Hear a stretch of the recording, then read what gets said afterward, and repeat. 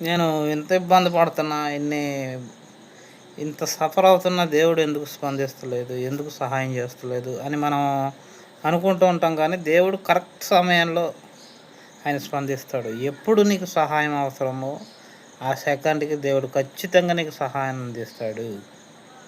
ఆయనకి తెలుసు. ఎందుకంటే ఆయన సర్వ సృష్టికర్త, సమస్య మెరిగినవాడు కనుక. మనం కంగారు పడుతూ ఉంటాం, సణుగుతూ ఉంటాం, గొణుగుతూ ఉంటాం, దేవుని మీద విశ్వాసం కోల్పోతూ ఉంటాం మనకున్న పరిస్థితిని బట్టి, మనకు వచ్చే ప్రెజర్ని బట్టి. కానీ దేవుడు ఖచ్చితంగా ఆ సమయంలో స్పందించి మనం విడిపిస్తాడు, మనం నిలబెడతాడు. అక్కడ ఎలా నిలబెడతాడంటే వెరీ స్ట్రాంగ్గా నిలబెడతాడు.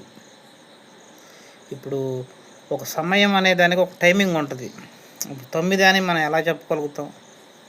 ఒక అలారం పెడితే కరెక్ట్ సమయానికి కరెక్ట్గా 1 నిమిషం అటు ఇటు ఉన్న అలారం మోగదు. ఆ సమయం అవుతేనే అలారం మోగుతుంది. అలాగే దేవుడు కూడా ఖచ్చితంగా మనల్ని విడిపిస్తాడు. ఆ సమయం వచ్చినప్పుడు ఖచ్చితంగా మనం నిలబెడతాడు.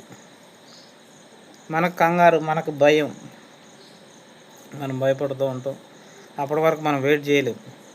ఎందుకు ఇన్ని ఘోరాలు జరుగుతున్నాయి, దేవుడు ఏం చేస్తున్నాడు, ఇంత అన్యాయాలు జరుగుతుంటే దేవుడు ఏం చేస్తున్నాడు అని మన మానవ హృదయంతో, ఫ్యూచర్ని తెలుసుకునే హృదయంతో మనం దేవుడిని ఒక్కోసారి ప్రశ్నిస్తాం, సనుగుతూ ఉంటాం.